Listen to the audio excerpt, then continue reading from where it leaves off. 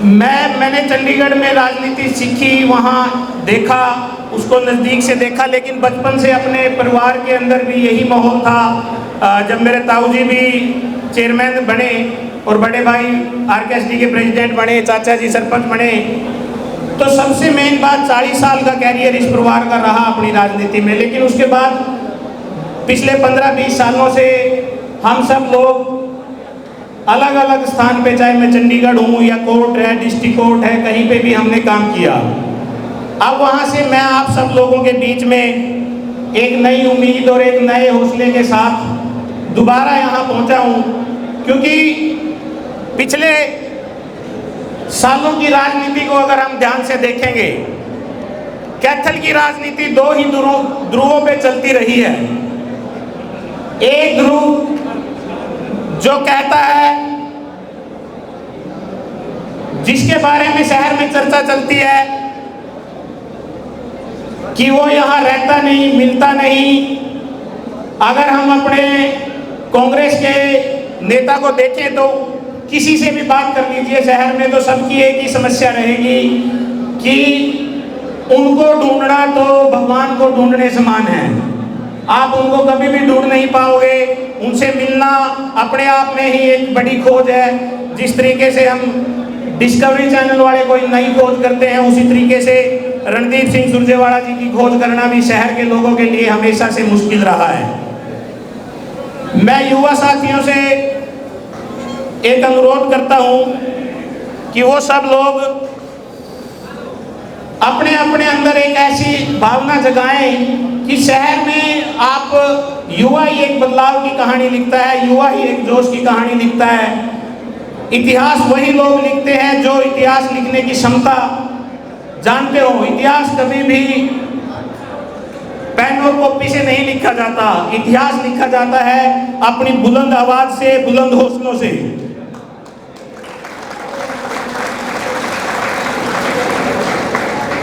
और युवा साथियों से मैं यही पूछना चाहूंगा, क्या आप इतिहास लिखने के लिए तैयार हैं?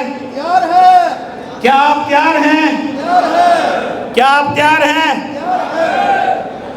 तो ये आने वाला जो समय है, आने वाले 10 दिन मैं आप लोगों से अनुरोध करूंगा कि कल एक मेरा भाई, एक मेरा युवा साथी नरेंद्र बनकर, क्योंकि एक अकेला नरेंद्र सबके पास नहीं पहुंच सकता, क्योंकि हमें यहाँ पे बहुत पुराने खूंटों को पाड़ के फेंकना है।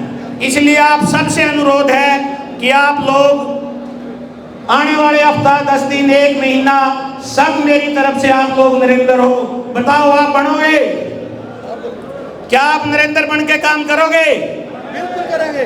तो आपने अपने शहर में, अपने स्थान पर, जहां जहां तक मैं नहीं पहुंच पाया वहां तक आपने पहुंचना है और वहां उन लोगों को बताना है कि आप सबकी और हमारी क्या सोच है। हम इस शहर के लिए, अपने लोगों के लिए क्या सपने लेके आए हैं, उन सब चीज़ों पे भी मैं आज बात करूंगा आपके सामने। दोस्तों, पिछले 20-25 सालों से दो ही बात हमें सुनने को मिली है कि एक मिलता नहीं और एक की चलती नहीं। तो दोनों ही लोगों से आज हम सब लोग शहर के वासी बड़े त्रस्त हैं। मेरा गुर्जर समाज यहाँ बैठा है। मैं एक बड़े गांव केवड़क के बिल्कुल प्रांगण में हम यहाँ बैठे हैं, लेकिन पिछले 2 महीनों से मेरा केवड़क गांव परेशान है अपनी माता को छुटवाने के लिए, लेकिन उनकी कहीं सुनवाई नहीं हुई। मैं सबको भरोसा दिलवाता हूँ, चाहे वो किसी भी बिरादरी का हो, कोई भी भाई हो, कभी भी ऐसी विपत्ति आएगी, अगर मैं वादा करता हूँ, अगर मेरे को विधानसभा में जाने का मौका मिला तो आपको कोई भी प्रशासनिक अधिकारी कभी तंग नहीं करेगा।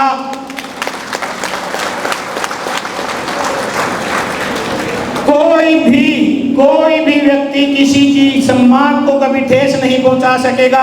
कभी आपको ये इंतजार नहीं करना पड़ेगा कि थाने में, तहसील में या एसडीएम ऑफिस में, डीसी ऑफिस में आप लाइन लगा के खड़े रहो और वो बाबूजी बन के बैठे रहे।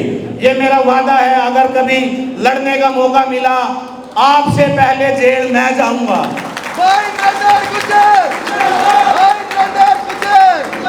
आपसे पहले डीसी ऑफिस में धरना मैं दूंगा।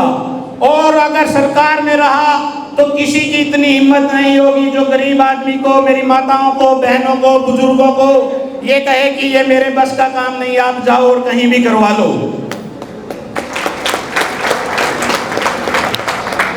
कभी आपको प्योड़क वासियों और सभी भी यहीं बैठे हैं, इतनी बात के लिए कभी आपको धरने पे नहीं बैठने दूंगा, ये मेरा वादा है आपसे।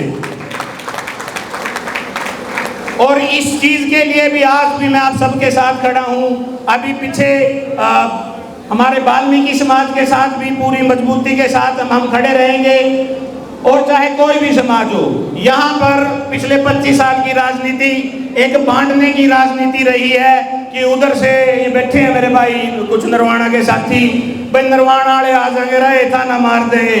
अब भाई क्या मारोगे तुम है भाई, सारा डर मार मार और हमारा सारा व्यापारी वर्ग और सारा डरा डरा कर राख रखा, नरवाना वाले आ जाएंगे, नरवाना वाले आ जाएंगे। अब भाई यहाँ बैठे मेरे भाई नरवाना वाले ना तो नरवाना में रोक लेंगे, था हम खुले खाकर शुरू हो जाओ। भाई वीरेंद्र गुज्जर, भाई वीरेंद्र गुज्जर। कभी कोई मंडी में जाकर कह देगा भाई यहाँ उरले आवांगे, उरले बचावांगे, उरले मारेंगे, ईब थारा भाई आ गया, ना कोई था ना मार सकता, ना कोई परा दांदा ना उरा दांदा, कैथड़ की जिम्मेवारी मेरी। सारे गांव गुआने की नूनी के अंदर जो उरा बने सारा अपना पूरा जिला की लेवांगे, एक भी भाई ना, या भी मेरा वादा रहा।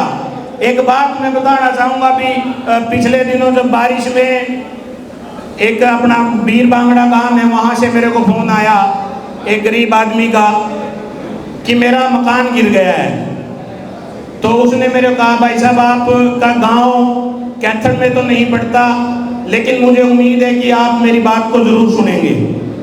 तो उस भाई को मैंने ये कहा कि आप अपनी एप्लीकेशन डिपार्टमेंट में दे के आइए, मैं आपका कोशिश करूंगा कि आपका इंतजाम हो सके। लेकिन 10 दिन वो कलायत में और आसपास घूमते रहे, उसकी किसी ने सुनवाई नहीं करी, और उसने मेरे को 200 फोन करे। तब मैंने डीसी साहब के यहाँ फ़ोन करके उस आदमी की एप्लीकेशन दिलवाई और उसको एक सिस्टम के तहत प्रक्रिया में डाला। तो उसका बाद में मुझे फ़ोन आया कि भाई साहब आप तो, हम आपको वोट तो नहीं दे सकते, लेकिन आपने फिर भी हमारी मदद करी, क्यों? तो मेरा यही जवाब था, वोट के लिए मदद सिर्फ कमज़ोर लोग करते हैं, ताकतवर लोग कभी भी वोट के लिए मदद नहीं करते।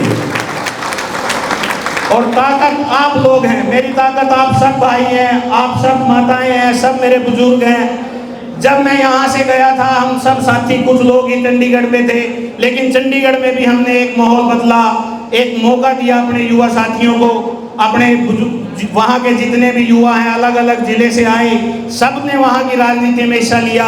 काफ़ी साथी मेरे आए हुए हैं जो वहाँ विभिन्न कॉलेजों के प्रेसिडेंट रहे, और उन सब ने अपने अपने समय में वहाँ खूब काम किया।